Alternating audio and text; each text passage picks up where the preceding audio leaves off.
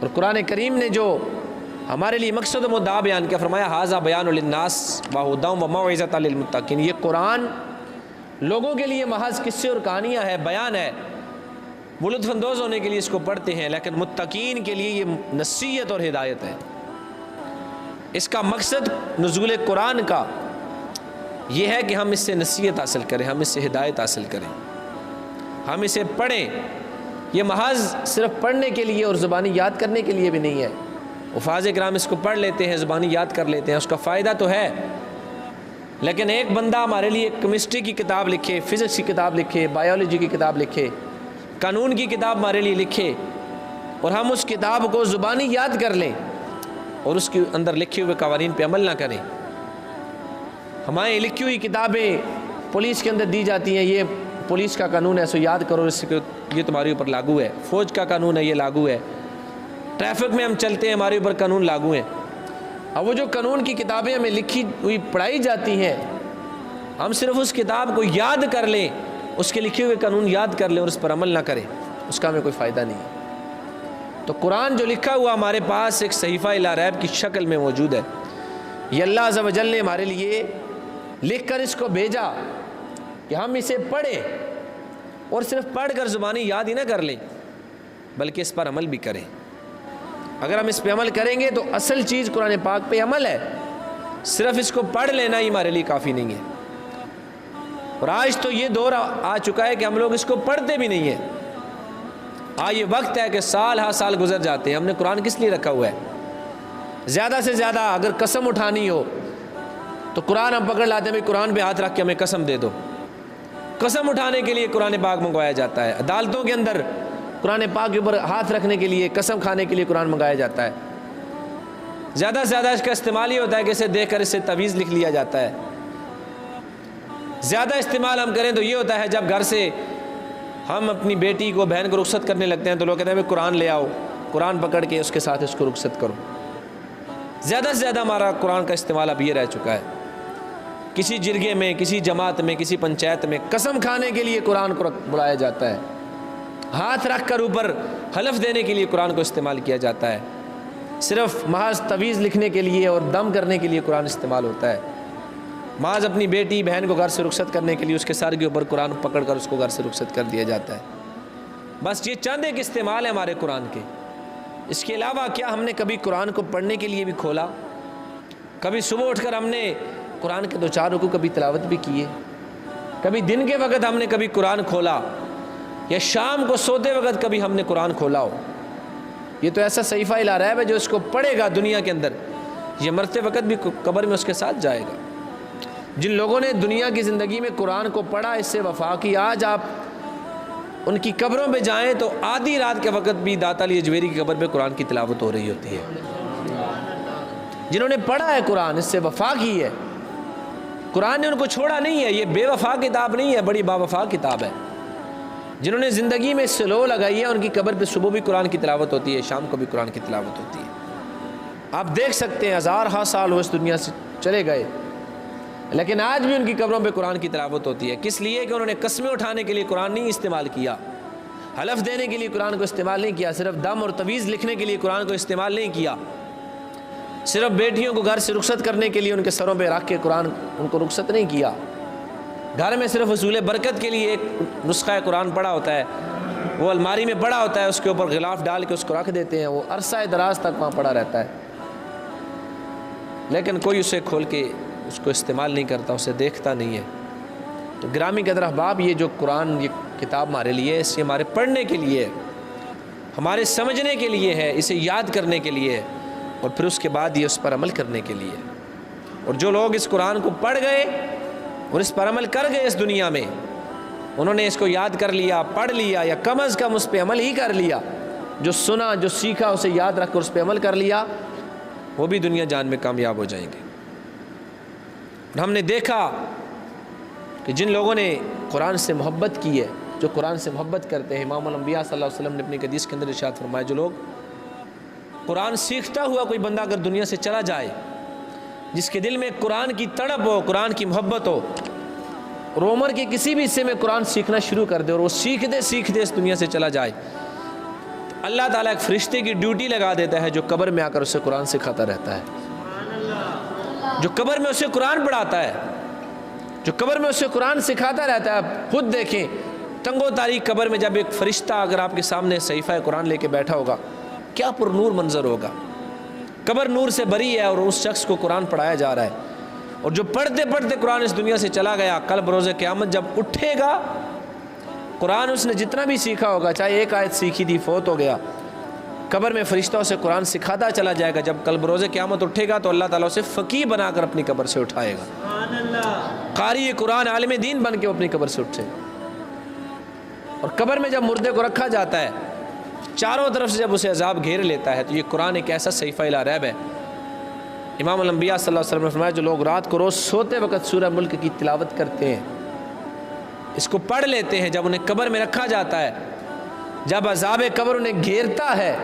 سر کی طرف سے آتا ہے تو سورہ ملک سر کی طرف سے آ جاتی ہے، دائیں طرف سے آتا ہے تو دائیں طرف سے، بائیں طرف سے آتا ہے تو بائیں طرف سے، پاؤں کی طرف سے آتا ہے تو پاؤں کی طرف سے۔ تو عذاب کے فرشتے سے کہتے ہیں تو کون ہے جو اس مردے کو ہمارے درمیان عائل ہو گئی ہے، تم مجھے اس کو عذاب کیوں نہیں دینے دیتی؟ تو سورہ ملک کہتی ہے میں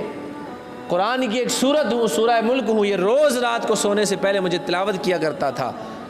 اور رحمان کا یہ وعدہ تھا جو سونے سے پہلے سورہ ملک کی تلاوت کر لے گا اسے عذاب قبر نہیں ہوگا۔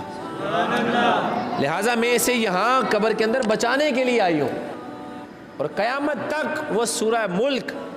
اس کے پاس اس کی قبر کے اندر مونس و غمخوار بن کے رہتی ہے، اور عذاب قبر اس سے دور کر دیا جاتا ہے۔ یہ تو اس کی فضائل ہیں صرف سننے کے، اور جن لوگوں نے اس کو پڑھا، پھر اس کو سمجھ لیا، پھر اس پہ عمل کیا، اصل چیز عمل ہے قرآن پاک پر، جسے آج ہم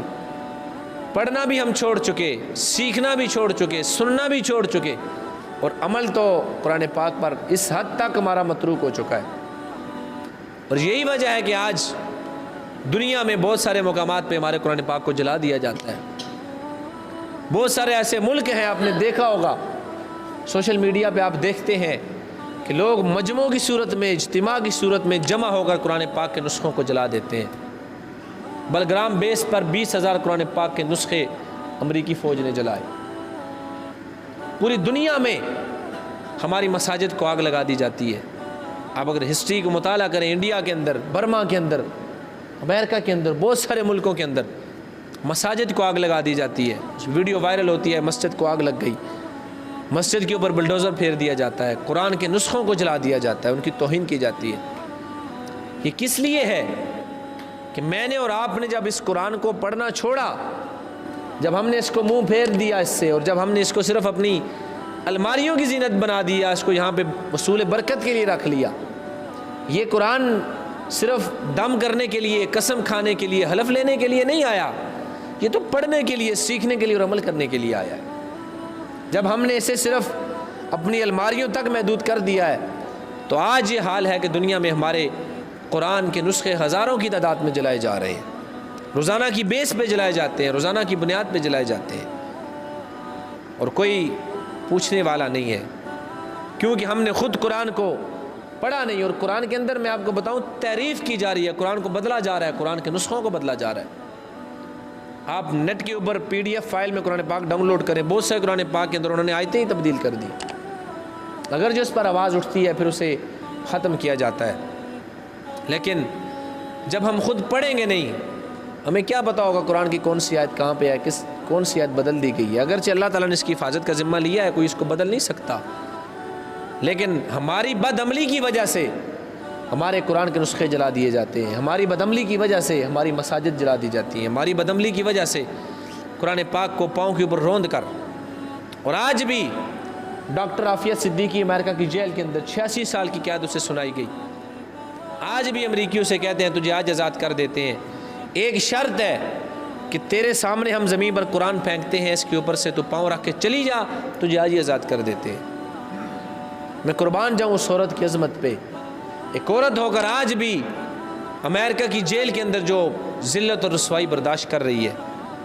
لیکن اس نے کہا تم ایک مرتبہ قرآن پہ پاؤں رکھنے کی بات کرتی ہو، تم یہ کہتے ہو مجھے کہ تم قرآن پہ پاؤں رکھ کر دنیا سے چلی جاؤ، اس جیل سے تمہیں رہا کر دیتے ہیں، تم چلی جاؤ، میرے جسم کے اگر 100 ٹکڑے بھی کر دیے جائیں میں پھر بھی یہ قدم اٹھانے کے لیے تیار نہیں ہوں، کیونکہ قرآن میرے رب کا صحیفہ الی ریب الکتاب ہے۔ یہ کردار ہے ان لوگوں کا روشن۔ لیکن ہم لوگ جو آزاد ہیں، ہمارا قرآن کے لیے کیا کردار ہے؟ ہم اپنے قرآن کے ساتھ کیا کر رہے ہیں؟ ہم کبھی اس بارے میں ہم نے سوچا، کبھی ہم نے اس بارے میں سنا کہ ہم کتنی قرآن کی تلاوت کرتے ہیں، کتنا ہم اس کو پڑھتے ہیں، کتنے ہم اس پر عمل پیرا ہے آج دنیا کے اندر؟ اور آج ہماری مساجد کی ویرانیاں اور ہمارا یہ حال جو آپ کے سامنے موجود ہے، اور قرآن کو جس حد تک ہم نے چھوڑ دیا ہے، مجھے تو کسی وقت ڈر لگتا ہے کہیں اللہ عز و جل کا عذاب کہیں اجتماعی طور پر ہمارے اوپر نازل نہ ہو۔ اب یقین مانیں، پہلی قوموں کے اگر قصے اور واقعات آپ پڑھیں تو ایک ایک گناہ، دو دو گناہوں کی وجہ سے پوری پوری قوم کو ذلت اور رسوائی کے عذاب میں اتار دیا گیا، اور ہمارے اندر سینکڑوں اور ہزاروں گناہ ہیں، نہ جانے کس وقت عذاب الہی ہمارے اوپر نازل ہو جائے۔ جو ہماری اجتماعی طور پر ہماری حالت ہے، حدیث مبارکہ کی روشنی میں ابو داؤد شریف کتاب الفتن اور بہت ساری حدیث جب ہم پڑھتے ہیں، آثار قیامت کی جو نشانیاں ہم پڑھتے ہیں، تو بعض اوقات پڑھتے پڑھتے یہ لگتا ہے کہ اللہ کا عذاب کہیں بہت قریب آ چکا ہے، کہیں بہت قریب سے عذاب ہمارے اوپر نازل ہونے والا ہے۔ جس طرح سے ہم نے قرآن کو چھوڑا، جس طرح سے امام الانبیاء صلی اللہ علیہ وسلم کی تعلیمات سے ہم نے منہ پھیرا، تو یہ میرے اور آپ سب کے لیے یہ ایک لمحہ فکریہ ہے۔ صرف جمع ہو کر بیٹھ جانا، اس کو سن لینا، یہی کافی نہیں ہے، بلکہ ہمارے لازم ہے کہ ہم اس کے اوپر عمل کی کوشش کریں، اپنے گھروں کے اندر قرآن پاک کے نظام کو نافذ کریں،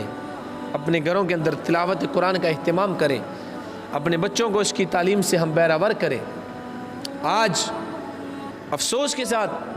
ہمارے بچے دن میں 8 سے 10 گھنٹے سکولوں کی تعلیم حاصل کرتے ہیں، دنیاوی تعلیم حاصل کرتے ہیں، کالجوں، یونیورسٹیوں میں، اکیڈمیوں میں۔ یہ بری چیز نہیں ہے، لیکن کیا ہم نے سوچا کہ ہمارا بیٹا 8 گھنٹے 10 گھنٹے دنیا کی تعلیم حاصل کرتا ہے، وہ اپنے 10 گھنٹوں میں سے کتنے گھنٹے قرآن کی تعلیم حاصل کرتا ہے؟ کبھی ہم نے سنا کہ وہ کتنا وقت قرآن کو دیتا ہے؟ سکول کی کتابوں کو، انگریز کے لٹریچر کو، ان کتابوں کو، ان کی اہمیت اپنی جگہ موجود ہے، حاصل کرنی چاہیے، لیکن 10 گھنٹے اگر وہ دنیا کی تعلیم کو دیتا ہے، اپنی سکول، اپنی اکیڈمی کو دیتا ہے، کیا اس میں سے وہ اپنے دن میں 2 گھنٹے ہمارا بچہ قرآن کو دیتا ہے؟ نہیں دیتا۔ 10 سے 15 منٹ صبح، 10 سے 15 منٹ 20 منٹ شام کو، وہی بہت مشکل سے۔